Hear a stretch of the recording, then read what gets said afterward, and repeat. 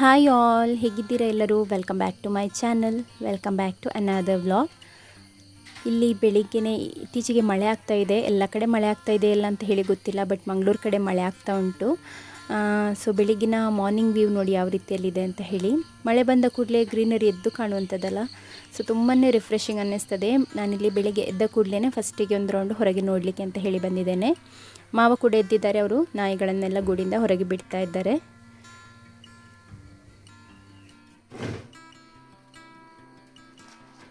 ಯಾರಾದರೂ first time ನನ್ನ ಚಾನಲ್ನ ನೋಡ್ತಾ ಇದ್ದೀರಾ ಆದರೆ ವೆಲ್ಕಮ್ ಟು ಮೈ ಚಾನಲ್. ಹಾಗೂ ಈ ವಿಡಿಯೋ ನಿಮಗೆ ಇಷ್ಟ ಆಗ್ತದೆ ಆದರೆ ಈಗಲೇ ಲೈಕ್ ಮಾಡಿ, ಹಾಗೂ ಇದುವರೆಗೆ ಸಬ್ಸ್ಕ್ರೈಬ್ ಆಗಲಿಲ್ಲ ಆದರೆ ನನ್ನ ಚಾನಲ್ಗೆ ಸಬ್ಸ್ಕ್ರೈಬ್ ಕೂಡ ಆಗಿ ಸಪೋರ್ಟ್ ಮಾಡಿ, ಆಯಿತಾ? ಪ್ಲೀಸ್ ಇಷ್ಟರವರೆಗೆ ಯಾರಾದರೂ ಸಬ್ಸ್ಕ್ರೈಬ್ ಆಗದೆ ನೋಡ್ತಾ ಇದ್ದೀರಾ ಆದರೆ ನಾನು ರಿಕ್ವೆಸ್ಟ್ ಮಾಡ್ತೇನೆ, ಸಬ್ಸ್ಕ್ರೈಬ್ ಮಾಡ್ಕೊಳ್ಳಿ. ಹಾಗೂ ಪಕ್ಕದಲ್ಲಿರುವಂತಹ ಬೆಲ್ಲೈಕನನ್ನು ಕೂಡ ಪ್ರೆಸ್ ಮಾಡಿ, ಆಗ ನಾನು ವಿಡಿಯೋ ಅಪ್ಲೋಡ್ ಮಾಡಿದ ಕೂಡಲೇ ನಿಮಗೆ ನೋಟಿಫಿಕೇಷನ್ ಕೂಡ ಸಿಗ್ತದೆ. ಇಲ್ಲಿ ಬೆಳಗಿನ ಆ್ಯಸ್ ಯೂಶ್ವಲ್ ವರ್ಕ್ ಯಾವಾಗಲೂ ನಾನು ಮಾಡೋ ಹಾಗೆಯೇ ತೊಳೆದು ಇಟ್ಟಿರುವಂತಹ ಪಾತ್ರೆಗಳನ್ನೆಲ್ಲ ಆರ್ಗನೈಸ್ ಮಾಡಿ ಈಗ ಟೀ ಮಾಡಲಿಕ್ಕೆ ಅಂತ ಹೇಳಿ ರೆಡಿ ಮಾಡ್ಕೊಳ್ತಾ ಇದ್ದೇನೆ.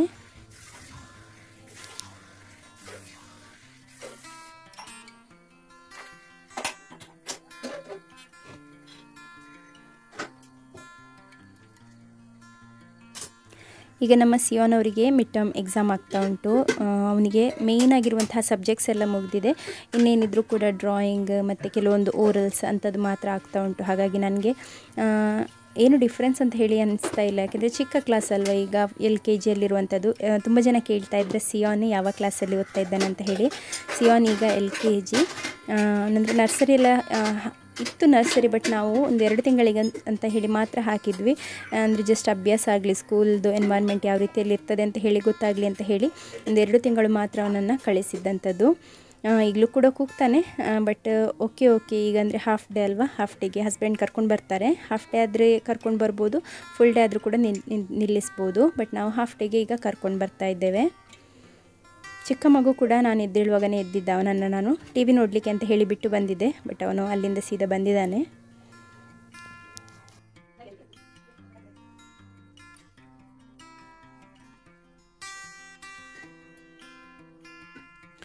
ಸಿಯೋನ್ ಚಿಕ್ಕದಿರುವಾಗ ಬೇರೆಯವರು ಯಾರಾದರೂ ಎತ್ತಿಟ್ಕೊಂಡ್ರೆ ಸುಮ್ಮನೆ ಇರ್ತಿದ್ದ, ಬಟ್ ಈ ಮಗು ಇವನಿಗೆ ನಾನೇ ಆಗಬೇಕು, ಮತ್ತು ನನ್ನನ್ನು ನೋಡ್ತಾನೆ ಇರಬೇಕು ಯಾವಾಗಲೂ. ಹಾಗೆ ನಾನು ಎಲ್ಲಿರ್ತೇನೆ ಅಲ್ಲಿಗೆ ಬರ್ತಾ ಇರ್ತಾನೆ ಅವನು.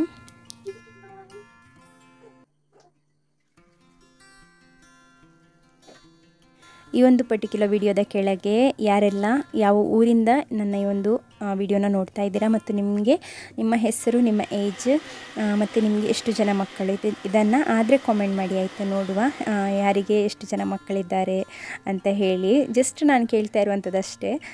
ಇಷ್ಟ ಇದ್ದವರು ಕಾಮೆಂಟ್ ಮಾಡಿ, ಆಯಿತಾ?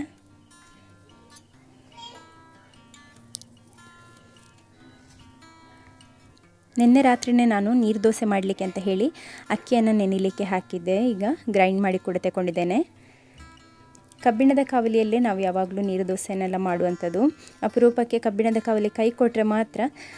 ಕಬ್ಬಿಣದ ಕಾವಲಿ ಅಂತ ಹೇಳಿದರೆ ಅದು ಯಾವಾಗಲೂ ಗ್ಯಾರಂಟಿ ಅಲ್ಲ, ಕೆಲವೊಮ್ಮೆ ಸರಿ ಇರ್ತದೆ, ಒಳ್ಳೆಯದಾಗಿ ಬರ್ತದೆ ಎದ್ದು. ಕೆಲವೊಮ್ಮೆ ಎದ್ದೊಳ್ಳಿಕ್ಕೇ ಕೇಳೋದಿಲ್ಲ ದೋಸೆ, ಕೆಲವೊಮ್ಮೆ ಅಂದರೆ ಅಕ್ಕಿಯ ಮಿಸ್ಟೇಕ್ ಎಲ್ಲ ಇದ್ದರೆ ಎದ್ದೇಳೋದೇ ಇಲ್ಲ. ಆಗ ನಾನು ನಾನ್ ಸ್ಟಿಕ್ಕಲ್ಲಿಯೇ ಫ್ರೈ ಮಾಡ್ಕೊಳ್ತೇನೆ. ಮತ್ತು ಕಬ್ಬಿಣದ ಕಾವಲಿಯಲ್ಲಿ ಮಾಡುವಾಗ ಎಲ್ಲ ಕಡೆ ಹಾರ್ತದೆ, ಅದಕ್ಕೋಸ್ಕರ ನಾನು ದೊಡ್ಡ ಬಾಳೆ ಎಲೆಯನ್ನು ತಂದು ಹೀಗೆ ಹಿಂಬದಿಗೆ ಇಡುವಂಥದ್ದು.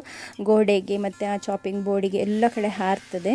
ಎಷ್ಟು ಮಿನಿಮೈಸ್ ಮಾಡಲಿಕ್ಕೆ ಆಗ್ತದೆ ಅಷ್ಟು ಮಿನಿಮೈಸ್ ಮಾಡುವ ಅಂತ ಹೇಳಿ ಬಾಳೆ ಎಲೆಯನ್ನು ತಂದಿಟ್ಟಿರುವಂಥದ್ದು. ಇವತ್ತಿನ ದಿನವೇ ನನಗೆ ಸರಿ ಇರಲಿಲ್ಲ ಕಾಣ್ತದೆ, ಮೇ ಬಿ. ಇವತ್ತು ಪ್ರತಿ ದೋಸೆ ಲಾಸ್ಟ್ ಇದೊಂದು 2 ದೋಸೆ ಮಾತ್ರ ಸರಿ ಎದ್ದೊಳ್ಳಿದ್ದು, ಮತ್ತು ಎಲ್ಲ ದೋಸೆ ಕೂಡ ಹೀಗೇ ಅಂಟಲಿಕ್ಕೆ ಸ್ಟಾರ್ಟ್ ಆಯಿತು. ಅದು ಮೇ ಬಿ ಅಕ್ಕಿಯ ಮಿಸ್ಟೇಕ್ ಇರ್ಬೋದು, ಯಾಕೆಂದರೆ ನನಗೇನು ಪ್ರಾಕ್ಟೀಸ್ ಇಲ್ಲ ಅಂತ ಇಲ್ಲ. ಈಗ ಒಂದು 2 ವರ್ಷದಿಂದ ನಾನು ಇದರಲ್ಲೇ ದೋಸೆ ಮಾಡ್ತಾ ಇದ್ದೇನೆ. ದೋಸೆ, ನೀರು ದೋಸೆ ಎಲ್ಲ ಮಾಡ್ತೇನೆ. ಅದನ್ನು ಹೇಗೆ ಯೂಸ್ ಮಾಡಬೇಕಂತ ಕೂಡ ನನಗೆ ಗೊತ್ತು, ಹೇಗೆ ಟ್ರೀಟ್ ಮಾಡಬೇಕಂತ ಕೂಡ ಗೊತ್ತು. ಆದರೂ ಕೆಲವೊಮ್ಮೆ ಆಗೋದಿಲ್ಲ. ಆಗದೇ ಇರುವಾಗಂತೂ ನನ್ನ ಫ್ರಸ್ಟ್ರೇಷನ್ ಲೆವೆಲ್ ತುಂಬ ಪೀಕಲ್ಲಿರ್ತದೆ, ಯಾಕೆಂದರೆ ಬೆಳಿಗ್ಗೆ ಮುಂಚೆ ಅಲ್ವಾ, ಬೇಗನೆ ಈ ಕಬ್ಬಿಣದ ಕಾವಲಿಂದನೇ ಇವತ್ತಿನ ದಿನವೇ ನನಗೆ ಲೇಟ್ ಆಯಿತು. ಸಿಯೋನನ್ನು ಸ್ಕೂಲಿಗೆ ಕಳಿಸಲಿಕ್ಕೆ ಕೂಡ ತುಂಬಾ ಲೇಟ್ ಆಯಿತು ಇವತ್ತಿನ ದಿನ.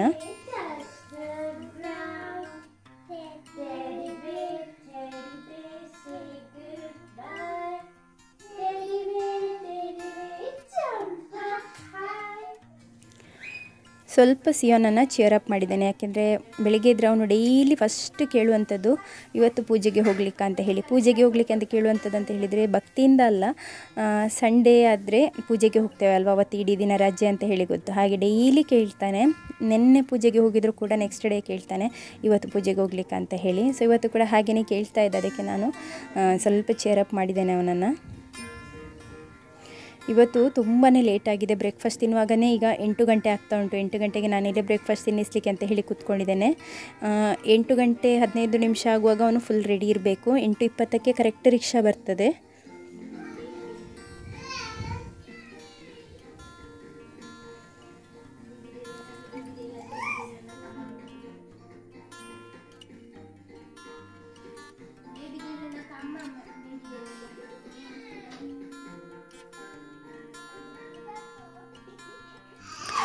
ಸಿಯೋನ್ ಸರಿಯಾಗಿ ತಿನ್ನಲಿಲ್ಲ ಇವತ್ತು. ಅಂದರೆ ಖಾರ ಆಯಿತು ಕಾಣ್ತದೆ ಅವನಿಗೆ. ಸ್ವಲ್ಪ ಸಾರು ಕೂಡ ಖಾರ ಇತ್ತು, ಫಿಶ್ ಕರಿ ಇದ್ದಂಥದ್ದು.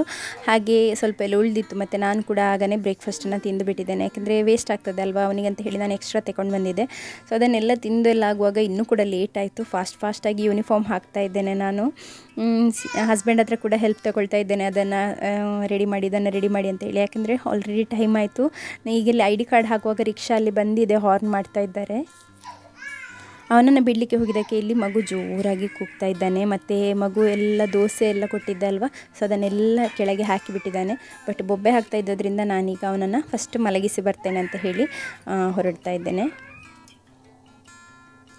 ನನಗೆ ನಿನ್ನೆ ನೈಟ್ ಒಂದು 10:30 ಆಗುವಾಗ ಒಂದು ಕೇಕ್ ಆರ್ಡರ್ ಬಂತು, 1/2 kg ಬ್ಲ್ಯಾಕ್ ಫಾರೆಸ್ಟ್ ಕೇಕ್. ಇವತ್ತು ಈವ್ನಿಂಗಿಗೆ ಕೊಡಲಿಕ್ಕೆ ಅಂತ ಹೇಳಿ. ಇವತ್ತಿನ ದಿನ ನಾನು ಹೇಳಲಿಲ್ವಾ, ದೋಸೆ ಮೊದಲೇ ಎದ್ದೊಳ್ಳಲಿಲ್ಲ, ಅದೊಂದು ಕಿರಿಕಿರಿ ಆಯಿತು ನನಗೆ. ನೆಕ್ಸ್ಟ್ ಈ ಕೇಕ್ನ ಬೇಕ್ ಮಾಡಿ ಆದ ಕೂಡಲೇ ಕರೆಂಟು ಹೋದಂಥದ್ದು.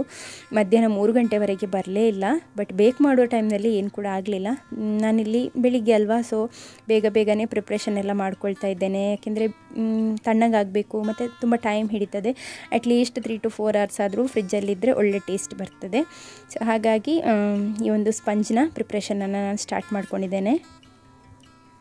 ಚಿಕ್ಕ ಮಗುವನ್ನು ನಾನು ಮಲಗಿಸಿದ ನಂತರನೇ ಬಂದಿದ್ದೇನೆ. ಯಾಕೆಂದರೆ ಅವನು ಅಲ್ಲಿದ್ದರೆ ಅವನನ್ನು ನೋಡ್ತಾನೆ ಇರಬೇಕು. ಹಿಂದೆ ಬಾಗಿಲು ಓಪನ್ ಮಾಡಿದರೆ ಅಲ್ಲಿಂದ ಸೇಗ ಹೋಗ್ತಾ ಇದ್ದಾನೆ ಹೊರಗೆ.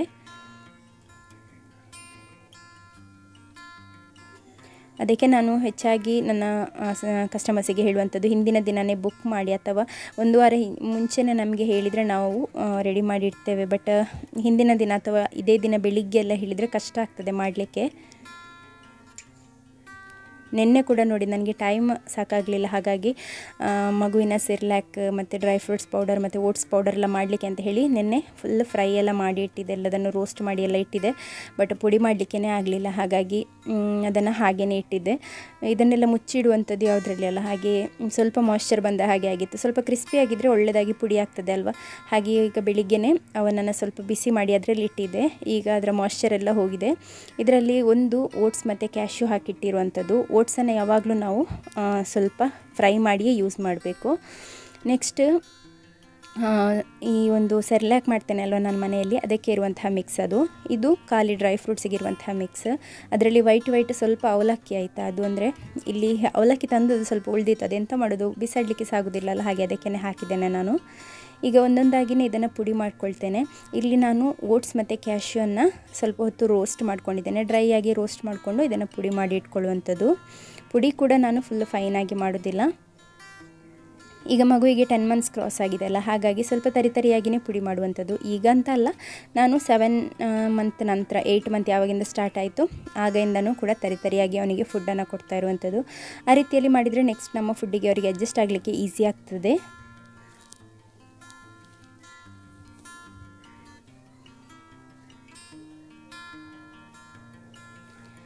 ಈಗ ಇದನ್ನು ಚೆನ್ನಾಗಿ ಮಿಕ್ಸ್ ಮಾಡ್ಕೊಳ್ತಾ ಇದ್ದೇನೆ. ಯಾಕೆಂದರೆ ಈ ಒಂದು ಕ್ಯಾಶ್ಯೂ ಕೂಡ ಹಾಕಿರೋದ್ರಿಂದ ನಮಗೆ ತುಂಬ ಫಾಸ್ಟಾಗಿ ಗ್ರೈಂಡ್ ಮಾಡಲಿಕ್ಕೆ ಆಗೋದಿಲ್ಲ, ಎಲ್ಲ ಮಿಕ್ಸ್ ಆಗಬೇಕಲ್ವ.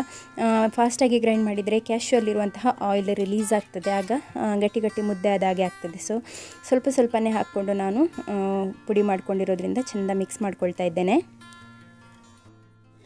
ಇದು ಡ್ರೈ ಫ್ರೂಟ್ಸ್ ಪೌಡರಿಗೆ ಅಂತ ಹೇಳಿನೇ ಸಪ್ರೇಟಾಗಿ ಡ್ರೈ ಫ್ರೂಟ್ಸನ್ನು ತೆಗೆದಿರುವಂಥದ್ದು. ಅದನ್ನು ಕೂಡ ನಾನು ಕೋರ್ಸ್ ಗ್ರೈಂಡ್ ಅಂದರೆ ತರಿಯಾಗಿಯೇ ಪುಡಿ ಮಾಡ್ಕೊಳ್ತಾ ಇದ್ದೇನೆ. ಇದರಲ್ಲಿ ನಾನು ಎಲ್ಲ ಟೈಪಿದು ಡ್ರೈ ಫ್ರೂಟ್ಸ್ ಅಂದರೆ ಈ ನಮ್ಮ ನೆಲಗಡಲೆಯಿಂದ ಹಿಡಿದು ಅದಕ್ಕೆ ನೆಲಗಡಲೆ ಹೇಳೋದಲ್ಲ ಪೀನಟ್ಸಿಗೆ, ಸೊ ಅದು ಪೀನಟ್ಸ್ ಆಯಿತಾ, ನೆಲಗಡಲೆ ಅಂದರೆ ಅದೇ ಇರಬೇಕು ಮೇ ಬಿ. ಸೊ ಅದು ಪೀನಟ್ಸ್ ಮತ್ತು ಕ್ಯಾಶ್ಯೂಸ್, ಬಾದಾಮ್, ವಾಲ್ನಟ್, ಪಿಸ್ತಾ ಮತ್ತೆಂತ ಹಾಕಿದ್ದೇನೆ ಅಷ್ಟೇ, ಅಷ್ಟನ್ನು ಹಾಕಿ ಪುಡಿ ಮಾಡ್ಕೊಂಡಿರುವಂಥದ್ದು. ಎಲ್ಲ ಸ್ವಲ್ಪ ಜಾಸ್ತಿ ಹಾಕಿದ್ದೇನೆ ಕ್ವಾಂಟಿಟಿ. ವಾಲ್ನಟ್ ನನ್ನ ಹತ್ರ ಇರಲಿಲ್ಲ, ಒಂದು 6-7 ಇತ್ತು ಅಷ್ಟನ್ನು ಕೂಡ ಹಾಕ್ಕೊಂಡಿದ್ದೇನೆ.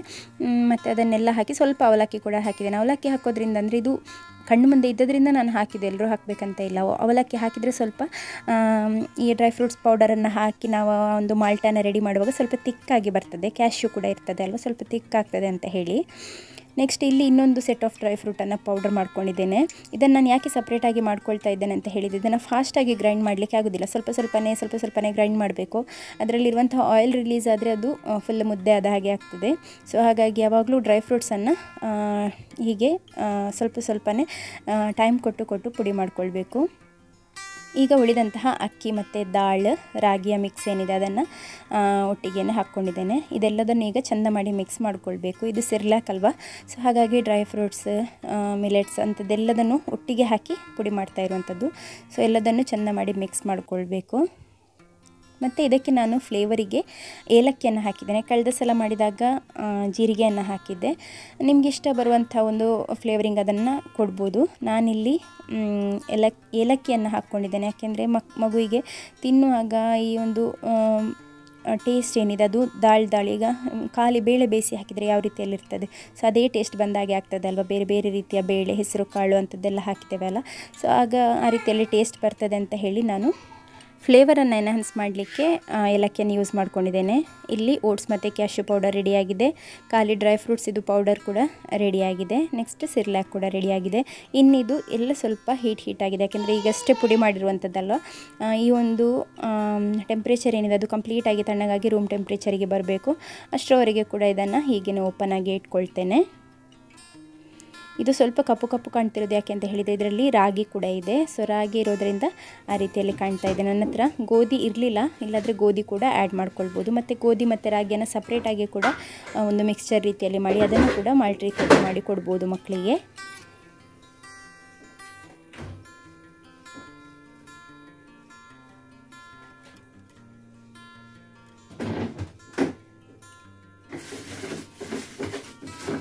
ಹೀಗೆ ಸುಮಾರು ದಿನದಿಂದ ಸಿಯಾನ್ ಪಿಜ್ಜಾ ಬೇಕು ಅಂತ ಹೇಳಿ ಕೇಳ್ತಾ ಇದ್ದಾನೆ. ಚಿಕನ್ ತಂದಿದ್ದೆ ಅಲ್ಲ ಕಳೆದ ಸಲ, ಅದನ್ನು ನಾನು ಈ ರೀತಿಯಲ್ಲಿ ಪ್ಯಾಕೆಟ್ ಮಾಡಿ ಇಟ್ಕೊಂಡಿದ್ದೆ. ಒಂದು ದೊಡ್ಡ ಕೋಳಿಯನ್ನು ತಗೊಂಡು ಅದನ್ನು ಮನೆಗೆ ತಂದು ಕಟ್ ಮಾಡಿ ಈ ರೀತಿ ಪ್ಯಾಕೆಟ್ಸನ್ನು ಮಾಡ್ಕೊಂಡಿದ್ದೆ, ಯಾಕೆಂದರೆ ಅವನಿಗೆ ಡೈಲಿ ಚಿಕನ್ ಫ್ರೈ ಮಾಡಿ ಕೊಡಲಿಕ್ಕೆಲ್ಲ ಇದ್ದರೆ ಈಸಿ ಆಗ್ತದೆ ಅಲ್ವಾ. ಸೊ ಹಾಗೆ ಅಂತ ಹೇಳಿ ಫ್ರೈ ಮಾಡಲಿಕ್ಕೆ ಇಟ್ಟಿದ್ದೆ. ಅದೇ 2 ಪ್ಯಾಕೆಟ್ಸ್ ಕೂಡ ಉಳಿದಿದೆ. ಈಗ ಹೇಗಿದ್ರು ಲಂಚ್ ಕೊಡಲಿಕ್ಕೆ ಇಲ್ಲಲ್ಲ, ಸೊ ಇದನ್ನೇ ಸ್ವಲ್ಪ ಫ್ರೈ ಎಲ್ಲ ಮಾಡಿ ಚಿಕನ್ ಪಿಜ್ಜಾ ಮಾಡಿ ಕೊಡುವ ಅಂತ ಹೇಳಿ. ಸೊ ಇದೆಲ್ಲ ಮಾಡೋದಂತ ಹೇಳಿದರೆ ಇದರಲ್ಲಿ ತುಂಬ ಕೆಲಸ ಉಂಟು. ಮೊದಲೇ ನನಗೆ ಪುರ್ಸೋತಿಲ್ಲದ ಹಾಗೆ ಆಗಿದೆ.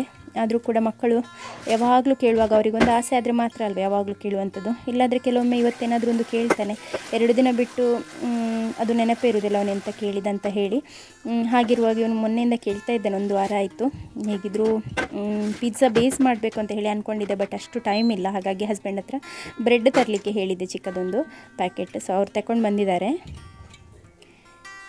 ಈಗ ಮಗು ಇದ್ದರೆ ಮಗುವಿಗೆ ತಿನ್ನಲಿಕ್ಕೆ ಕೊಡಬೇಕಲ್ಲ, ಹಾಗಾಗಿ ನಾನಿಲ್ಲಿ ಸಿರ್ಲಾಕನ್ನು ರೆಡಿ ಮಾಡ್ಕೊಳ್ತಾ ಇದ್ದೇನೆ. ಸ್ವಲ್ಪ ಒಂದು 1/4 ಲೋಟದಷ್ಟು ಹಾಲಿತ್ತು, ಆಗ ಕೇಕಿಗೆ ಅಂತ ಹೇಳಿ ತಂದದ್ದು, ಅದನ್ನು ಹಾಕಿ ಕೊಟ್ಟಿದ್ದೇನೆ. ಮತ್ತು ಅದಕ್ಕೇ 1-1.5 ಲೋಟದಷ್ಟು ನೀರನ್ನು ಹಾಕಿ ಅಗತ್ಯ ಇರುವಷ್ಟು ಒಂದು ಸಿರ್ಲಾಕ್ ಪೌಡರನ್ನು ಕೂಡ ಹಾಕ್ಕೊಂಡಿದ್ದೇನೆ. ಹಾಕಿ ಚೆನ್ನಾಗಿ ಕುದಿಸಿದ್ದೇನೆ. ಕುದಿಸಿದ ಕೂಡಲೇ ರೆಡಿಯಾಗಿದೆ. ನಾನು ಉಪ್ಪು, ಸಕ್ಕರೆ, ಯಾವುದೇ ಉಪ್ಪು, ಪಿಂಕ್ ಸಾಲ್ಟ್ ಆಗಿರ್ಬೋದು, ಬ್ಲ್ಯಾಕ್ ಸಾಲ್ಟ್ ಆಗಿರ್ಬೋದು, ಯಾವುದು ಕೂಡ ಯೂಸ್ ಮಾಡ್ತಾ ಇಲ್ಲ. ಏನಿದ್ರು 1 ವರ್ಷದ ನಂತರನೇ. ತುಂಬ ಪಾತ್ರೆ ಇತ್ತು, ನೆನ್ನೆಯಿಂದ ಕೂಡ ಪಾತ್ರೆನೇ ತೊಳಿಲಿಲ್ಲ. ಒಂದು ಚಿಕ್ಕ ಕೇಕ್ ಮಾಡಿದರೂ ಕೂಡ ಪಾತ್ರೆ ಎಷ್ಟು ಬೀಳ್ತದೆ ಅಂತ ಇಲ್ಲ. ಸೊ ಪಾತ್ರೆನ ಫಸ್ಟ್ ಎಲ್ಲ ಸಾರ್ಟ್ ಔಟ್ ಮಾಡ್ಕೊಳ್ತೇನೆ. ಸಿಂಕಲ್ಲಿ ಪಾತ್ರೆ ನೋಡಿದಾಗ ನನಗೆ ಮನಸ್ಸಿಗೆ ಸಮಾಧಾನನೇ ಇರೋದಿಲ್ಲ. ರಾತ್ರಿ ಮಲಗಲಿಕ್ಕೆ ಹೋದರೂ ಕೂಡ ಏನೋ ಒಂದು ಮಿಸ್ಸಿಂಗ್ ಅಂತ ಹೇಳಿ ಅನಿಸುವಂಥದ್ದು ನನಗೆ. ಬಟ್ ಕೆಲವೊಮ್ಮೆ ಒಂದು ಸಿಂಕಲ್ಲಿ ಇದು ನನಗೆ ತೊಳಿಲಿಕ್ಕೆ ಆಗದಿದ್ದರೆ ನೆಕ್ಸ್ಟ್ ಬಂದು ವಾಶ್ ಮಾಡುವಾಗ ನನಗೇನೋ ಒಂಥರ ಸ್ಮೆಲ್ ಬಂದಾಗೆ ಆಗೋದು. ನಾನೆಲ್ಲ ವಾಶ್ ಮಾಡಿಯೇ ಇಡುವಂಥದ್ದು, ನೆನೆಸಿ ಇಡುವಾಗ. ಆದರೂ ಕೂಡ ಈ ಚಾಕ್ಲೇಟ್ ಇದು ಅದೆಲ್ಲ ಉಳಿದ್ರೆ ಮತ್ತು ಏನೋ ಒಂಥರ ಅನಿಸ್ತದೆ ನನಗೆ. ಮೊದಲು ಪ್ರೆಗ್ನೆಂಟ್ ಎಲ್ಲ ಇರುವಾಗ ಆ ರೀತಿಯಲ್ಲಿ ಇಟ್ಟರೆ ಆಗ್ತಾನೇ ಇರಲಿಲ್ಲ. ನಾನು ಹಸ್ಬೆಂಡ್ ಹತ್ರನೇ ಹೆಲ್ಪ್ ಕೇಳ್ತಾ ಇದ್ದಂಥದ್ದು, ಸ್ವಲ್ಪ ಅದನ್ನು ವಾಶ್ ಮಾಡಿ ಕೊಡಿ ಅಂತ ಅವ್ರ ಹತ್ರನೇ ಕೇಳ್ತಾ ಇದ್ದೆ. ಅವ್ರ ಹತ್ರ ವಾಶ್ ಮಾಡಿ ಕೊಡ್ತಾಯಿದ್ರು. ಇಲ್ಲಾಂದರೆ ನಾನು ವಾಶ್ ಮಾಡಲಿಕ್ಕೆ ಹೋದರೆ ನನಗೆ ವಾಮಿಟಿಂಗ್ ಆಗ್ತಾಯಿತ್ತು. ನಿನ್ನೆಯಿಂದ ಈ ಒಂದು ಸೆರ್ಲಾಕಿದು ಪ್ರಿಪ್ರೇಷನಲ್ಲೇ ಇದ್ದೆ. ಈಗ ಇದು 1 ತಿಂಗಳಿಗೆ ಮಾಡಬೇಕಂತ ಹೇಳಿದರೆ ಒಂದು ಇಡೀ ದಿನ ಬೇಕು. ಯಾಕೆಂದರೆ ಅದನ್ನು ಮೆಷರ್ ಮಾಡಿ ಒಂದೊಂದನ್ನೇ ಸಪ್ರೇಟಾಗಿ ಈ ಒಂದು ಬಾಣಲೆಯಲ್ಲಿ ಹಾಕಿ ಅದನ್ನು ಫ್ರೈ ಮಾಡ್ಕೊಳ್ಬೇಕಲ್ವ. ಈಗ ಬಿಸಿಲಿದ್ದರೆ ಬಿಸಿಲಲ್ಲಿ ಒಣಗಿಸ್ಕೊಳ್ಬೋದು, ಬಿಸಿಲಿಲ್ಲ ಅಲ್ಲ. ಸೊ ಮತ್ತು ಅಕ್ಕಿಯನ್ನು ತುಂಬ ಹೊತ್ತು ನಾನು ನಿಂತ್ಕೊಂಡೇ ಮಾಡ್ತಾಯಿದ್ದೆ, ನನಗೆ ಸಾಕಾಯಿತು. ಮತ್ತು ನಾನು ಅವನಲ್ಲಿ ಹಾಕಿ ಒಂದು 150 ಡಿಗ್ರಿ ಟೆಂಪ್ರೇಚರಲ್ಲಿ ಒಂದು 30 ಮಿನಿಟ್ಸ್ ತನಕ ಇಟ್ಕೊಂಡಿದ್ದೆ. ಸ್ವಲ್ಪ ಹೊತ್ತು ಬಾಣಲೆಯಲ್ಲಿ ಫ್ರೈ ಮಾಡಿಕೊಂಡೆ ಮತ್ತು ಆ ರೀತಿಯಲ್ಲಿ ಇಟ್ಕೊಂಡೆ. ಯಾಕಂದರೆ ಇಡೀ ದಿನ ಇಲ್ಲಿ ನಿಂತ್ಕೊಂಡ್ರೆ ಮಗು ಕೂಡ ಕೂಗ್ತಾ ಇದ್ದ. ಅವನಿಗೆ ನಾನಿಲ್ಲ ಆದರೆ ಆಗೋದಿಲ್ಲ. ಇಲ್ಲಿ ಅವನನ್ನು ಒಂದು ಹೀಟಲ್ಲಿ ಇಟ್ಕೊಂಡು ನಿಂತ್ಕೊಳ್ಳಿಕ್ಕೆ ಸಹ ನನಗೆ ಮನಸ್ಸು ಬರೋದಿಲ್ಲ, ಇಲ್ಲಿ ತುಂಬ ಹೀಟ್ ಇರ್ತದೆ. ಕೇಕ್ ರೆಡಿಯಾಗಿದೆ. ಇವಾಗ ಕೇಕನ್ನು ಸ್ವಲ್ಪ ಸೈಡೆಲ್ಲ ಪಾತ್ರೆದು ನೀರು ಹಾಕಿ ಇಟ್ಕೊಂಡಿದ್ದೇನೆ. ತಣ್ಣಗಾದ ಎಷ್ಟು ಬೇಗ ತಣ್ಣಗಾಗ್ತದೆ ಅಷ್ಟು ಬೇಗ ಐಸಿಂಗ್ ಮಾಡುವ ಅಂತ ಹೇಳಿ. ಸೊ ಇಷ್ಟೊತ್ತಾಗುವಾಗ ಈಗ ಕರೆಂಟ್ ಹೋಗಿದೆ. ನಾನು ಅಂದರೆ ಇವತ್ತು ಶುಕ್ರವಾರ ದಿನ ಆದದ್ರಿಂದ ಕರೆಂಟ್ ಬರ್ತದೆ ಅಂತ ಹೇಳಿ ಎಕ್ಸ್ಪೆಕ್ಟ್ ಮಾಡ್ತಾಯಿದ್ದೆ. ಯಾಕೆಂದರೆ ಮಂಗಳವಾರ ತೆಗೆಯುವಂಥದ್ದು, ಇಲ್ಲಾದರೆ ಗುರುವಾರ ತೆಗೆಯುವಂಥದ್ದು ಕರೆಂಟ್. ಬಟ್ ತುಂಬ ಹೊತ್ತು ವೆಯ್ಟ್ ಮಾಡಿದ ನಂತರ ಕೂಡ ಬರಲಿಲ್ಲ. ಅದಾದ ನಂತರ ನನ್ನ ಹಸ್ಬೆಂಡ್ ಹೇಳಿದರು, ಆಚೆ ಎಲ್ಲ ಲೈನ್ ಕ್ಲಿಯರ್ ಮಾಡ್ತಾ ಇದ್ದಾರೆ, ಮರ ಎಲ್ಲ ಕಟ್ ಮಾಡ್ತಾ ಇದ್ದಾರೆ, ಹಾಗಾಗಿ ಕರೆಂಟ್ ಬರೋದಿಲ್ಲ ಅಂತ ಹೇಳಿ. ನನಗಂತೂ ಎಷ್ಟು ಟೆನ್ಷನ್ ಆಯ್ತಂತ ಇಲ್ಲ ಎಂತ ಮಾಡೋದು ಅಂತ ಹೇಳಿ. ಸ್ವಲ್ಪ ನನ್ನ ಹತ್ರ ವಿಪ್ ಮಾಡಿದಂತಹ ಕ್ರೀಮ್ ಆಲ್ರೆಡಿ ಇತ್ತು. ಸೊ ಅದರಿಂದನೇ ಕೇಕನ್ನು ಕೂಡ ನೆಕ್ಸ್ಟ್ ಕೋಟಿಂಗ್ ಮಾಡ್ಕೊಳ್ತೇನೆ ಅಂತ ಹೇಳಿ. ಹೇಗೋ ಒಂದು ದೇವ್ರ ದಾರಿ ತೋರಿಸ್ತಾರೆ ಮತ್ತು ಕೂಡ. ಯಾಕೆಂದರೆ ಇವತ್ತೇ ಸಂಜೆ ಕೊಡಲಿಕ್ಕಿರೋದ್ರಿಂದ ಕೊಡುವಾಗ ನಾವು ಒಳ್ಳೆ ಕ್ವಾಲಿಟಿ ಇರುವಂಥದ್ದು, ಒಳ್ಳೆ ಟೇಸ್ಟ್ ಇರುವಂಥ ಕೇಕ್ ಕೊಡಬೇಕಲ್ವ. ಜಸ್ಟ್ ಕೇಕಿಗೆ ಜಸ್ಟ್ ಕ್ರೀಮ್ ಹಚ್ಚಿ ಕೊಟ್ಟರೆ ಏನು ಪ್ರಯೋಜನ. ಇವತ್ತು ನಮಗೆ ವೀಕೆಂಡ್ ಆಗ್ತಾ ಬಂದಿರೋದ್ರಿಂದ ಸಾರಿಗೆ ಅಂತ ಸ್ಪೆಷಲ್ ಏನು ಕೂಡ ಇಲ್ಲ. ಅತ್ತೆ ಹೇಳಿದರು ಪೊಟ್ಯಾಟೊ ಪಲ್ಯ ಮಾಡು ಅಂತ ಹೇಳಿ. ಪೊಟ್ಯಾಟೊ ಎಲ್ಲ ಕಟ್ ಮಾಡಿ ಆಗುವಾಗ ಸ್ವಲ್ಪನೇ ಆದಂಥದ್ದು. ಮತ್ತು ಸುವರ್ಣಗೆಡ್ಡೆ ಉಂಟಲ್ಲ, ಸೊ ಅದು ಕೂಡ ಇತ್ತು. ಹಾಗೆ ಅತ್ತೆ ಹತ್ರ ನಾನು ಹೇಳಿದೆ ಅದನ್ನಾದರೂ ಹಾಕು ಅಂತ ಹೇಳಿ. ಸೊ ಮತ್ತು ಇವತ್ತಿಗೆ ನಮಗೆ ಇದ್ದಂಥದ್ದು ಮಧ್ಯಾಹ್ನಕ್ಕೆ ಮತ್ತು ಸಂಜೆಗೆ ಸುವರ್ಣಗೆಡ್ಡೆ, ಪೊಟ್ಯಾಟೊ ಮತ್ತು ಈ ಪ್ರಾನ್ಸ್ ಉಂಟಲ್ಲ, ಸೊ ಅದು ಇತ್ತು ಒಂದು ಪ್ಯಾಕೆಟ್. ಸೊ ಅದನ್ನು ಕೂಡ ಹಾಕಿ ಪಲ್ಯದ ರೀತಿಯಲ್ಲಿ ಮಾಡಿದ್ದು ಅತ್ತೆ ಮಾಡಿದರು, ಒಳ್ಳೆಯದಾಗಿತ್ತು. ತುಂಬ ಜನ ಕಾಮೆಂಟಲ್ಲಿ ಕೇಳ್ತಾ ಇರ್ತೀರಾ, ನೀವು ಒಬ್ಬರೇ ಕೆಲಸ ಮಾಡ್ತಾ ಇರ್ತೀರಲ್ವ, ನಿಮಗೆ ಯಾರು ಹೆಲ್ಪಿಗೆ ಇಲ್ವಾ ಅಂತ ಹೇಳಿ. ನಾನು ಒಬ್ಬರೇ ಅಲ್ಲ, ನನಗೆ ಹೆಲ್ಪಿಗೆ ಅತ್ತೆ ಕೂಡ ಇದ್ದಾರೆ. ಅತ್ತೆ ಅಡುಗೆ ಎಲ್ಲ ಅವರೇ ಮಾಡುವಂಥದ್ದು. ನಾನೇನಿದ್ರು ಕಟ್ಟಿಂಗ್, ಚಾಪಿಂಗ್, ಪಾತ್ರೆ ತೊಳೆಯುವಂಥದ್ದು ಅಂಥ ಕೆಲಸಗಳೆಲ್ಲ ನಾನು ಮಾಡ್ಕೊಳ್ತೇನೆ. ಮಸಾಲೆ ತೆಗೆಯುವಂಥದ್ದು ಮತ್ತು ಕರಿ ರೆಡಿ ಮಾಡುವಂಥದ್ದು ಇದೆಲ್ಲ ಅತ್ತೆನೇ ಮಾಡುವಂಥದ್ದು. ಅವರಿಗೆ ತುಂಬ ಎಕ್ಸ್ಪೀರಿಯೆನ್ಸ್ ಉಂಟು ಮತ್ತು ಚೆಂದ ಮಾಡಿ ಅಡುಗೆ ಮಾಡ್ತಾರೆ. ನನಗೆ ನನ್ನ ಊರಿನ ಸೈಡಿನ ಅಡುಗೆ ಎಲ್ಲ ನಮಗೆ ಗೊತ್ತಿರುವಂಥದ್ದಲ್ವ. ಈಚೆ ಮಂಗಳೂರು ಕಡೆ ಅಡುಗೆ ಎಲ್ಲ ಅಷ್ಟೊಂದು ನನಗೆ ಗೊತ್ತಿಲ್ಲ. ಇತ್ತೀಚೆಗೆ ನಾನು ಕಲ್ತ್ಕೊಂಡಿದ್ದೇನೆ. ಬಟ್ ಅತ್ತೆ ಚೆನ್ನಾಗಿ ಮಾಡ್ತಾರೆ, ಹಾಗೆ ಅವರೇ ಮಾಡುವಂಥದ್ದು. ಸುವರ್ಣಗೆಡ್ಡೆ ಕಟ್ ಮಾಡುವಾಗ ನನಗೆ ಒಂದು ಸಲ ನಾನು ಕಟ್ ಮಾಡಿದಾಗ ತುರಿಸ್ಲಿಕ್ಕೆ ಸ್ಟಾರ್ಟ್ ಆಗಿತ್ತು, ಅದೇ ನೆನಪಾಗ್ತಾ ಇತ್ತು. ಬಟ್ ಏನಾಗಲಿಕ್ಕಿಲ್ಲ ಅಂತ ಹೇಳಿ ಯಾವಾಗ ಅದನ್ನು ನಾನು ನೀರಲ್ಲಿ ಹಾಕಿದೆ ಅದಾದ ನಂತರ ಶುರುವಾಯಿತು ತುರಿಸ್ಲಿಕ್ಕೆ. ನನಗೆ ಕಟ್ ಮಾಡುವಾಗ ಫಸ್ಟೇ ನನಗೆ ಅಂದ್ಕೊಂಡೆ ನಾನು ಎಲ್ಲಿಯಾದರೂ ತುರಿಸ್ಬೋದಾ ಏನು ಅಂತ ಹೇಳಿ. ಅದೇ ಟೈಮ್ನಲ್ಲಿ ನಮ್ಮ ಮಗು ಕೂಡ ಎದ್ದಿದ್ದ, ಹಾಗೆ ನಾನು ಅತ್ತೆ ಹತ್ರ ಹೇಳಿದೆ ಸ್ವಲ್ಪ ಹೊತ್ತು ಇಟ್ಕೊಳ್ಳಿ, ಅವನಿಗೆ ಕೂಡ ತುರಿಸ್ಲಿಕ್ಕೆ ಸ್ಟಾರ್ಟ್ ಆದರೆ ನಾನು ಅವನ್ನ ಇಟ್ಕೊಂಡು ಹಾಗೆ ನಾನು ಅಕ್ಕಿಯನ್ನು ನೋಡಿ ಬರ್ತೇನೆ, ಅನ್ನಕ್ಕೆ ಅಕ್ಕಿಯನ್ನು ಹಾಕಿದ್ರು, ಸೊ ಅದನ್ನು ನೋಡಿ ಬರ್ತೇನೆ ಅಂತ ಹೇಳಿ ಹಿಂದೆ ಬಂದಿದ್ದೇನೆ.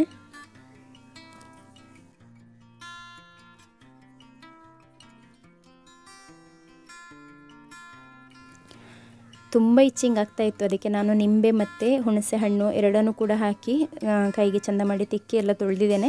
ಈಗ ಸ್ವಲ್ಪ ಪರವಾಗಿಲ್ಲ, ಅದಕ್ಕೆ ನಾನು ಮಗುವನ್ನು ಮುಟ್ಟಲಿಲ್ಲ. ಒಮ್ಮೆಲೆ ಹೋಗಿ ಅವನನ್ನು ಮುಟ್ಟಿ ಅವನಿಗೆ ತುರಿಸಿದ್ರೆ ಅವನಿಗೆ ತುರಿಸ್ಲಿಕ್ಕೆ ಸಹ ಗೊತ್ತಾಗೋದಿಲ್ಲ, ಮತ್ತು ಕೂಗುವಂಥದ್ದೇ ಅಲ್ಲ. ಅಮ್ಮ ಒಳಗೆ ಆ ಒಂದು ಪಲ್ಯಕ್ಕೆ ರೆಡಿ ಮಾಡಿದ್ದನ್ನು ಕುಕ್ ಮಾಡ್ತಾ ಇದ್ದಾರೆ. ಮಾವ ಹೇಳಿದರು ಈ ಬಾಳೆಗೊನೆಯನ್ನು ತಗೊಂಡು ಬರ್ತೇನೆ ನಾನು ಅಂತ ಹೇಳಿ. ಹಾಗೆ ನಾನು ಮತ್ತು ಮಾವ ಈಚೆ ಬಂದ್ವಿ. ಅದಕ್ಕೆ ನನಗೆ ಹೇಳಿದರು ಮಾವ, ನನ್ನ ಹತ್ರ ಮಗು ಕೂಡ ಇದ್ದ, ಹಾಗೆ ಹೇಳಿದರು ನೀನು ಬರಬೇಡ, ಹುಲ್ಲು ಎಷ್ಟು ಎತ್ತರಕ್ಕೆ ಬೆಳೆದಿದೆ, ನಮ್ಮ ಸೊಂಟದವರೆಗೆ ಕೂಡ ಇದೆ ಹುಲ್ಲು, ಹಾಗೆ ಮತ್ತು ಗುಂಡಿಯೆಲ್ಲ ಇದ್ದರೆ ಗೊತ್ತಾಗೋದಿಲ್ಲ ಅಲ್ಲ. ಸೊ ಅದಕ್ಕೆ ನನಗೆ ಬೇಡ ಹೇಳಿದರು ಮಾವ ಅಲ್ಲಿ ನಿಂತ್ಕೊಳ್ಳಿಕ್ಕೆ. ಹಾಗೆ ನಾನು ಮತ್ತು ಮಗು ಇಲ್ಲೇ ನಿಂತ್ಕೊಂಡು ವೆಯ್ಟ್ ಮಾಡ್ತಾ ಇದ್ದೇವೆ ಅವ್ರು ಬರುವವರೆಗೆ. ಅವರಿಗೆ ಕೂಡ ಕಳಿಸ್ಲಿಕ್ಕೆ ಹೆದರಿಕೆನೇ ಆಗುವಂಥದ್ದು, ಯಾಕೆಂದರೆ ಗುಂಡಿಯೆಲ್ಲ ಇರ್ತದೆ ಅಲ್ಲಲ್ಲಿ ಚಿಕ್ಕ ಚಿಕ್ಕ ಚರಂಡಿ ರೀತಿಯಲ್ಲಿ ಉಂಟು. ಮತ್ತು ಈ ಹುಲ್ಲಲ್ಲಿ ಎಂತಾದರೂ ಇದ್ದರೆ ಅದಕ್ಕೆ ಕೂಡ ಹೆದರಿಕೆ ಆಗ್ತದೆ. ಹಾಗೆ ಮಾವ ಹೋಗಿದ್ದಾರೆ ಈಗ ತರಲಿಕ್ಕೆ. ಈಗ ನಾವು ತರಲಿಲ್ಲ ಆದರೆ ಮಂಗ ತಿಂದು ಬಿಡ್ತದೆ.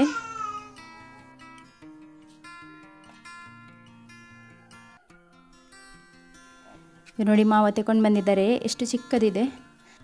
ಮುಂಚೆ ಎಲ್ಲ ಅಂದರೆ ನನ್ನ ಮದುವೆ ಆದ ಶುರುವಲ್ಲಿ ಎಲ್ಲ ತಿಂಗಳಿಗೆ 3-4 ಎಲ್ಲ ಈ ರೀತಿಯ ಬಾಳೆಗೊನೆ ಸಿಗ್ತಾಯಿತ್ತು. ಹಾಗಂದರೆ ತುಂಬ ಬಾಳೆ ಗಿಡ ಕೂಡ ಇತ್ತು. ಈಗ ಅಷ್ಟೊಂದು ಗಿಡ ಎಲ್ಲ ಇಲ್ಲ, ಎಲ್ಲ ಕಡೆ ಅಡಿಕೆ ಮರ ಮಾತ್ರ ಇರುವಂಥದ್ದು. ಹಾಗಾಗಿ ತುಂಬ ಕಡಿಮೆ ಈಗ. ಈ ಸಲ ಎಲ್ಲ ವರ್ಷಕ್ಕೆ 3-4 ಸಿಗುವಂಥದ್ದೇ ದೊಡ್ಡದು. ಈ ಒಂದು ಗಿಡ ನೋಡಿ, ಪಿಂಕ್ ಕಲರ್ದು ಕೆಸದ ರೀತಿಯಲ್ಲಿ ಉಂಟು. ಬಟ್ ಇದು ಒಂದು ಶೋ ಪ್ಲ್ಯಾಂಟ್ ಕಾಣ್ತದೆ. ಇದರ ಬಗ್ಗೆ ಏನಾದರೂ ನಿಮಗೆ ಗೊತ್ತಿದ್ದರೆ ನನಗೆ ಕಾಮೆಂಟ್ ಮಾಡಿ ಆಯಿತಾ. ಅದನ್ನು ಇಂಡೋರ್ ಪ್ಲ್ಯಾಂಟ್ ಆಗಿ ಎಲ್ಲ ಯೂಸ್ ಮಾಡ್ಬೋದು ಅಥವಾ ಔಟ್ಡೋರ್ ಪ್ಲ್ಯಾಂಟ್ ಅಂತ ಹೇಳಿ. ನಾನಿಲ್ಲಿ ನಿಂಬೆ ಗಿಡದ ಹತ್ತಿರ ಬಂದಿದ್ದೇನೆ, ನಿಂಬೆ ಬಿದ್ದಿದೆಯಾ ನೋಡಲಿಕ್ಕೆ. ಆಗೊಮ್ಮೆ ಅತ್ತೆ ಹೆಕ್ಕಿ ತಗೊಂಡು ಬಂದಿದ್ದಾರೆ. ಬಟ್ ಇಲ್ಲಿ ಅವರಿಗೆ ಕಾಣದೆ ಉಳಿದಿದ್ರೆ ಅಂತ ಹೇಳಿ ನಾನೊಮ್ಮೆ ಒಂದು ರೌಂಡ್ ಬಂದಿದ್ದೇನೆ. ಯಾಕೆಂದರೆ ತುಂಬ ಹುಲ್ಲುಂಟು. ಹುಲ್ಲು ಈ ಸಲ ತೆಗಿಲಿಕ್ಕೆ ಮಳೆ ಬಿಡ್ತಾ ಇಲ್ಲ. ಮಳೆ ಬಿಟ್ಟರೆ ಮಾತ್ರ ಹುಲ್ಲನ್ನು ಕಟ್ ಮಾಡಲಿಕ್ಕೆ ಆಗುವಂಥದ್ದು. ನನಗೆ 3 ನಿಂಬೆ ಸಿಕ್ಕಿದೆ ಈಗ. ಇದೆಲ್ಲ ಎಂತ ಹೇಳಿದರೆ ಟೈಮ್ ಆಗಲಿಕ್ಕಿಂತ ಮುಂಚೆನೇ ಬೀಳ್ತಾ ಇರೋದ್ರಿಂದ ಇದು ಕಲ್ಲಿನ ರೀತಿಯಲ್ಲಿ ಉಂಟು, ಗಟ್ಟಿ ಉಂಟು. ಮತ್ತು ಇದರಲ್ಲಿ ಅಷ್ಟೊಂದು ರಸ ಕೂಡ ಇಲ್ಲ.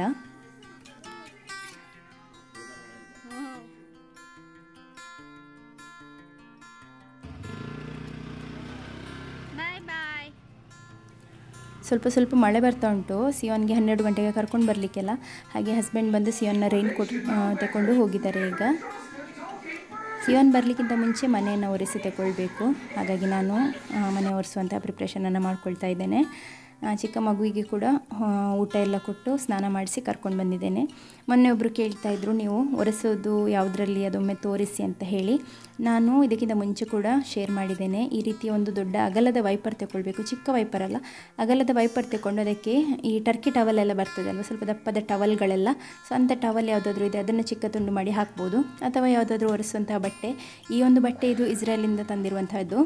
ಇಸ್ರೇಲಲ್ಲಿ ಎಲ್ಲ ಯೂಸ್ ಮಾಡ್ತಾರೆ ಈ ರೀತಿಯ ಒಂದು ಬಟ್ಟೆ. ಬಟ್ ಯಾವುದೇ ಬಟ್ಟೆ ಕೂಡ ಆಗ್ತದೆ. ಈ ರೀತಿಯಲ್ಲಿ ಹಾಕಿ ಒರೆಸೋದ್ರಿಂದ ವೈಪರ್ ಏನಿದ್ರು ವೈಪ್ ಮಾಡುವಂಥದ್ದಲ್ಲ, ನೀರೇ ಕಂಪ್ಲೀಟಾಗಿ ವೈಪರಲ್ಲಿ ಈಚೆ ಬರ್ತದೆ. ಆದರೆ ಕಸ ಕೂಡ ಕಂಪ್ಲೀಟಾಗಿ ಈಚೆ ಬರ್ತದೆ. ಮತ್ತು ಕೂದಲು, ಧೂಳು ಎಂಥದ್ದು ಉಳಿಯೋದಿಲ್ಲ, ಕ್ಲೀನ್ ಆಗ್ತದೆ ವೈಪರಿಂದ ಒರೆಸೋದ್ರಿಂದ. ಯಾರಾದರೂ ಟ್ರೈ ಮಾಡಲಿಲ್ಲ ಆದರೆ ಟ್ರೈ ಮಾಡಿ ನೋಡಿ. ಮಾಪಲ್ಲಿ ಏನಾಗ್ತದೆ ಅಂತ ಹೇಳಿದರೆ, ನಾವು ಆ ಒಂದು ಎಳೆ ರೀತಿಯಲ್ಲಿ ಇರ್ತದೆ ಅಲ್ವಾ, ಒಂದು ತುಂಬ ನೂಲುಗಳಿದ್ದ ಹಾಗೆ. ಸೊ ಅದನ್ನು ಹಿಂದೆ ಮುಂದೆ ಮಾಡುವಾಗ ಕೂದಲಿದ್ದರೆ ಅದು ಅಲ್ಲೇ ರೋಲ್ ಆಗಿ ನಿಂತ್ಕೊಳ್ತದೆ, ಬರೋದಿಲ್ಲ. ಬಟ್ ವೈಪರಲ್ಲಿ ಕ್ಲೀನ್ ಮಾಡೋದ್ರಿಂದ ಒಳ್ಳೆ ಕ್ಲೀನ್ ಆಗ್ತದೆ. ಟ್ರೈ ಮಾಡಿ ನೋಡಿ ಒಮ್ಮೆ, ಆಗ ನಿಮಗೆ ಗೊತ್ತಾಗ್ತದೆ. 12 ಗಂಟೆ ಕಳೆದರೂ ಕೂಡ ಕರೆಂಟೇ ಬರ್ತಾ ಇಲ್ಲ. ನಾನೀಗ ಇನ್ವರ್ಟ್ರಲ್ಲಿಯೇ ಸ್ವಲ್ಪ ಕ್ರೀಮನ್ನು ವಿಪ್ ಮಾಡಿ ತಗೊಂಡಿದ್ದೇನೆ. ಮತ್ತು ಹೇಗಿದ್ದರೂ ಕೂಡ ಸಂಜೆಗೆ ಕೊಡಬೇಕಲ್ವ, ಸೊ ಅದನ್ನು ಕೇಕನ್ನು ಪ್ರಿಪೇರ್ ಮಾಡ್ಕೊಳ್ತಾ ಇದ್ದೇನೆ. ಶುಗರ್ ಸಿರಪ್ ಎಲ್ಲ ಆಲ್ರೆಡಿ ನನ್ನ ಹತ್ರ ಚಿಲ್ಡ್ ಆಗಿರುವಂಥದ್ದೇ ಇತ್ತು. ಬಟ್ ಏನಿದ್ರೂ ಕೂಡ ಕರೆಂಟ್ ಇದ್ದ ಹಾಗೆ ಅನಿಸೋದಿಲ್ಲ. ಮತ್ತು ಈಗ ಫ್ರಿಜ್ ದೊಡ್ಡದು ತಂದಿಟ್ಟಿರೋದ್ರಿಂದ ಲೈಟ್ ಕೂಡ ಕರೆಕ್ಟಾಗಿ ನನಗೆ ಇಲ್ಲಿಗೆ ಬೀಳೋದಿಲ್ಲ. ಒಂದೇ ಒಂದು ಇನ್ವರ್ಟರ್ ಕನೆಕ್ಷನ್ ಇರುವಂಥದ್ದು. ಸೊ ಅದರಲ್ಲಿ ನಾನು ಲೈಟನ್ನು ಹಾಕಿ ಕೇಕನ್ನು ಈಗ ರೆಡಿ ಮಾಡ್ಕೊಂಡಿದ್ದೇನೆ. ಜಸ್ಟ್ ಕ್ರಮ್ ಕೋಟಿಂಗನ್ನು ಮಾಡಿ ಈ ಒಂದು ಕೇಕನ್ನು ನಾನೀಗ ಫ್ರೀಝರಲ್ಲಿ ಇಟ್ಕೊಳ್ತೇನೆ.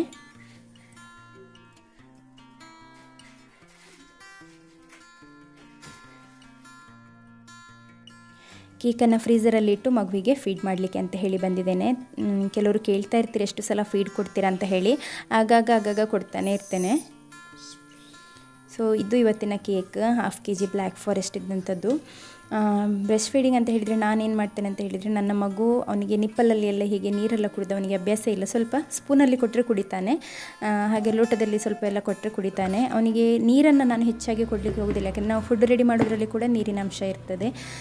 ನೆಕ್ಸ್ಟ್ ಹಾಲಲ್ಲಿ ಕೂಡ 80% ನೀರೇ ಇರುವಂಥದ್ದು. ಹಾಗಾಗಿ ತಿಂದಾದ ಕೂಡಲೇ ಸ್ವಲ್ಪ ಬ್ರೆಸ್ಟ್ ಫೀಡ್ ಮಾಡಿಸುವಂಥದ್ದು. ಅವನು ಯಾವಾಗಲೂ ಕೇಳ್ತಾನೆ. ಸೊ ಆಗ ಸ್ವಲ್ಪ ಬ್ರೆಸ್ಟ್ ಫೀಡನ್ನು ಮಾಡಿಸಿ ಬಿಡುವಂಥದ್ದು. ಆಗ ಡಿಫ್ರೋಸ್ಟ್ ಆಗಲಿಕ್ಕೆ ಇಟ್ಟಂತಹ ಚಿಕನ್ ಡಿಫ್ರೋಸ್ಟ್ ಆಗಿತ್ತು. ಹಾಗಾಗಿ ಅದಕ್ಕೆ ಮಸಾಲವನ್ನು ಹಾಕಿ ಇಟ್ಕೊಂಡಿದ್ದೇನೆ. ಮತ್ತು ಬೆಳಿಗ್ಗೆ ಮಾಡಿದಂತಹ ಈ ಒಂದು ಮಿಕ್ಸ್ ಕೂಡ ರೆಡಿಯಾಗಿದೆ. ಎಲ್ಲ ಯಾವ ಬಾಟಲಿಗೆ ಹಾಕಿಡಬೇಕು ಅದಕ್ಕೆಲ್ಲ ನಾನು ಫಿಲಪ್ ಮಾಡ್ಕೊಳ್ತಾ ಇದ್ದೇನೆ. ಇದನ್ನು ನಾನು ಫ್ರಿಜ್ಜಲ್ಲಿ ಏನು ಇಡೋದಿಲ್ಲ, ಹಾಗೆಯೇ ಹೊರಗೇ ಇಟ್ಕೊಳ್ಳುವಂಥದ್ದು.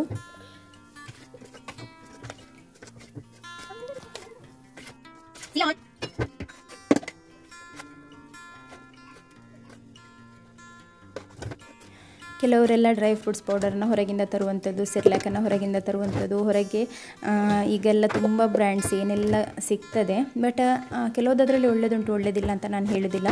ಬಟ್ ಈ ರೀತಿಯಲ್ಲಿ ಮನೆಯಲ್ಲಿ ಮಾಡ್ಕೊಳ್ಳಿಕ್ಕೆ ಆಗುವಾಗ ಯಾಕೆ ಅಲ್ವಾ ನಾವು ಒಮ್ಮೆ ಹೋಗಿ ಎಕ್ಸ್ಟ್ರಾ ದುಡ್ಡು ಕೂಡ ಅದಕ್ಕೆ ನಮಗೆ ಮನೆಯಲ್ಲೇ ಆದರೆ ಅದರ 50% ಅಷ್ಟು ಮಾತ್ರ ನಮಗೆ ಖರ್ಚಾಗುವಂಥದ್ದು. ಮತ್ತು ಹೈಜೀನ್ ಕೂಡ ಅಷ್ಟೇ ಮೇಂಟೈನ್ ಆಗಿರ್ತದೆ.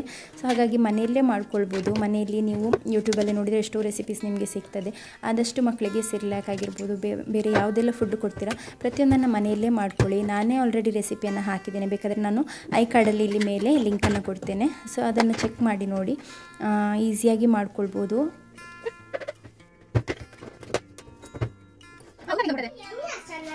ಮಕ್ಕ ಇಲ್ಲದಿ ತಾಯಿಗೆ ಮಕ್ಕ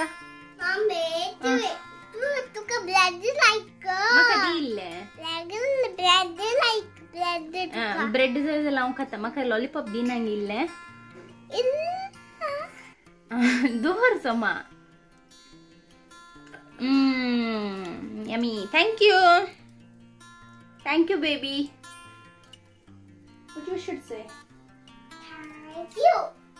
I said thank you. What you must say? Welcome. Good boy. Sion ಆಗಾಗ ಬಂದು ಚೆಕ್ ಮಾಡಿ ಹೋಗ್ತಾ ಇದ್ದಾನೆ ಪ್ರೋಗ್ರೆಸ್ ಏನಾಗಿದೆ ಅಂತ ಹೇಳಿ ಅವನ ಪಿಜ್ಜಾದು. ಸೊ ಅವನ ಹತ್ರ ಹೇಳಿದ್ದೇನೆ ಸ್ವಲ್ಪ ಹೊತ್ತಲ್ಲಿ ಮಾಡ್ತೇನೆ ಅಂತ ಹೇಳಿ, ಯಾಕೆಂದರೆ ಚಿಕನ್ ಕೂಡ ಫ್ರೈ ಮಾಡ್ಕೊಳ್ಬೇಕು. ಅದಕ್ಕಿಂತ ಮುಂಚೆ ನನಗೆ ಮಗುವಿಗೆ ಫುಡ್ ಕೊಡಲಿಕ್ಕಿದೆ.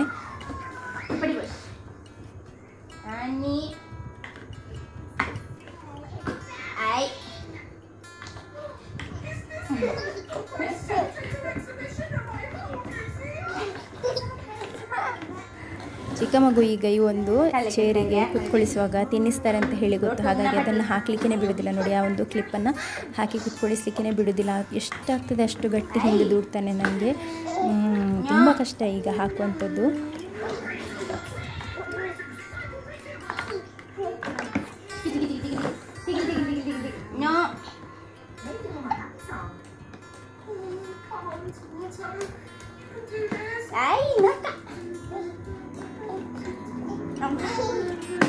ಕಲ್ಲಿಟ್ಲೆ ಬೋಡದಂತ ಡನ್ ಬಸ್ಲೆ. ಯಾರೆಲ್ಲ ಸಬ್ಸ್ಕ್ರೈಬ್ ಮಾಡದೆ ನೋಡ್ಕೊಳ್ತಿದ್ದೀರಾ ಅವರಿಗೆ ಸಬ್ಸ್ಕ್ರೈಬ್ ಮಾಡಿ ಅಂತ ಯಾವಾಗಲೂ ಯಾಕೆ ಹೇಳುವಂಥದ್ದು ಹೇಳಿದರೆ, ನಾನು ತುಂಬ ಕಷ್ಟದಲ್ಲಿ ಒಂದು ವಿಡಿಯೋ ಮಾಡುವಂಥದ್ದು, ಅಷ್ಟೊಂದು ಈಸಿ ಇಲ್ಲ. ಯಾಕೆಂತ ಹೇಳಿದರೆ ನನಗೆ ನನ್ನ ಮಗುವಿನ ಕೆಲಸ, 2 ಮಕ್ಕಳ ಕೆಲಸ, ಮನೆ ಕೆಲಸ, ಕೇಕಿದು, ಯೂಟ್ಯೂಬಿದು, ಮತ್ತು ನಾನು ಬ್ಯಾಗಿದು ಬಿಸ್ನೆಸ್ ಮಾಡ್ತಾಯಿದ್ದೇನೆ ಅದರದ್ದು ಅಂತ ಹೇಳಿ ನನ್ನ ಕೆಲವೊಂದು ಪರ್ಸ್ನಲ್ ಕೆಲಸಗಳಿರ್ತದೆ. ಸೊ ಎಲ್ಲದು ಅಂತ ಹೇಳುವಾಗ ನನಗೆ ಟೈಮೇ ಸಾಕಾಗೋದಿಲ್ಲ. ಈ ಒಂದು ಯೂಟ್ಯೂಬ್ನ ಗ್ರೋತಿಗಾಗಿರ್ಬೋದು ಮತ್ತು ಸ್ವಲ್ಪ ಅರ್ನ್ ಮಾಡಲಿಕ್ಕೆ ನಾನು ತುಂಬಾ ಹಾರ್ಡ್ ವರ್ಕ್ ಮಾಡ್ತಾಯಿದ್ದೇನೆ. ಯಾಕೆಂದರೆ ನನಗೆ 2 ಮಕ್ಕಳಿದ್ದಾರೆ, ಅವರಿಗೆ ನಾನು ಕ್ವಾಲಿಟಿ ಆಫ್ ಲೈಫ್ ಏನಿದೆ ಅವ್ರದ್ದು ಅದನ್ನು ಒಳ್ಳೆಯದಾಗಿ ಕೊಡಬೇಕು. ಯಾಕೆಂದರೆ ನಮಗೆ ಅಂತ ಒಂದು ಚಾನ್ಸ್ ಇರಲಿಲ್ಲ, ಬಟ್ ನಮ್ಮ ಮಕ್ಕಳಿಗೆ ನಮಗೆ ಯಾವ ರೀತಿಯಲ್ಲಿ ಪಾಸಿಬಲ್ ಆಗ್ತದೆ ಆ ರೀತಿಯಲ್ಲಿ ಕ್ವಾಲಿಟಿ ಆಫ್ ಲೈಫ್ ಒಳ್ಳೆಯದು ಕೊಡಬೇಕಂತ ಹೇಳಿ ನನಗೆ ತುಂಬ ಆಸೆ ಇದೆ. ಹಾಗಾಗಿ ನಾನು ಕಷ್ಟಪಟ್ಟು ಈ ಒಂದು ತುಂಬ ಹಾರ್ಡ್ ವರ್ಕಿಂದ ಹಣವನ್ನು ಅರ್ನ್ ಮಾಡಲಿಕ್ಕೆ ನೋಡ್ತಾ ಇರುವಂಥದ್ದು. ಸೊ ನಿಮಗೆಲ್ಲ ನನ್ನ ಒಂದು ಹಾರ್ಡ್ ವರ್ಕ್ ಇಷ್ಟ ಆಗ್ತಾಯಿದೆ ಆದರೆ ಪ್ಲೀಸ್ ಸಬ್ಸ್ಕ್ರೈಬ್ ಮಾಡಿ, ಲೈಕ್ ಮಾಡ್ಕೊಳ್ಳಿ. ಲೈಕ್ ಮಾಡಿ ಸಬ್ಸ್ಕ್ರೈಬ್ ಮಾಡಿದ ಕೂಡಲೇ ನನಗೆ ಹಣ ಬರೋದಿಲ್ಲ. ಎಷ್ಟು ಜನ ನೋಡ್ತಾರೆ, ಎಷ್ಟು ಗಂಟೆಗಳ ಕಾಲ ನೋಡ್ತಾರೆ, ಎಷ್ಟು ನಿಮಿಷದ ವೀಡಿಯೋಸ್ ನೋಡ್ತಾರೆ, ಅದರಲ್ಲಿ ಎಷ್ಟು ಆ್ಯಡ್ಸ್ ಬರ್ತದೆ. ಸೊ ಅದರ ಒಂದು ಪ್ರಕಾರ ಅವರು ರೆವೆನ್ಯೂವನ್ನು ಕೊಡುವಂಥದ್ದು. 1,000 ವ್ಯೂಸಿಗೆ ನಮಗೆ ಪೈಸೆಗಳಲ್ಲಿ ಅರ್ನಿಂಗ್ ಸಿಗುವಂಥದ್ದು. ಹಾಗಾಗಿ ಫಸ್ಟ್ ಪೇಮೆಂಟ್ ಬರಲಿಕ್ಕೆ ನನಗೆ ಎಷ್ಟು ತಿಂಗಳುಗಳ ಕಾಲ ತಗೊಂಡಿದೆ, ಎಷ್ಟು ಟೈಮ್ ತಗೊಂಡಿದೆ ಅಂತ ಹೇಳಿ ನಿಮಗೆ ಆಲ್ರೆಡಿ ಗೊತ್ತು.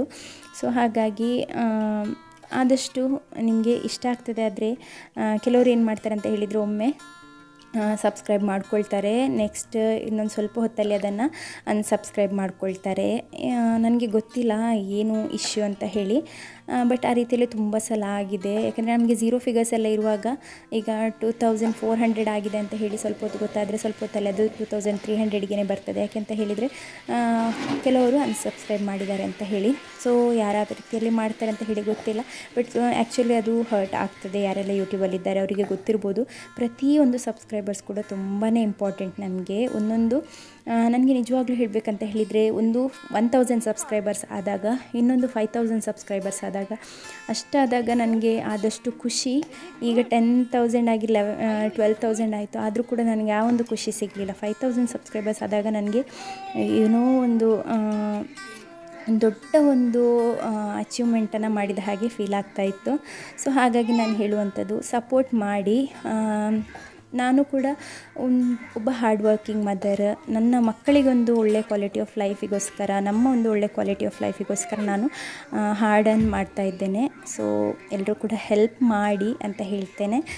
ಈ ವಿಡಿಯೋ ನಿಮಗೆ ಇಷ್ಟ ಆಗ್ತದೆ ಅಂತ ಹೇಳಿ ಕೂಡ ಭಾವಿಸ್ತೇನೆ. ಇಷ್ಟ ಆದರೆ ಲೈಕ್ ಮಾಡೋದನ್ನು, ಶೇರ್ ಮಾಡೋದನ್ನು ಹಾಗೂ ಸಬ್ಸ್ಕ್ರೈಬ್ ಮಾಡಿ ಮತ್ತು ಪ್ರೀವಿಯಸ್ ವೀಡಿಯೋಸನ್ನು ಕೂಡ ನೋಡಿ ಅಂತ ಹೇಳ್ತೇನೆ.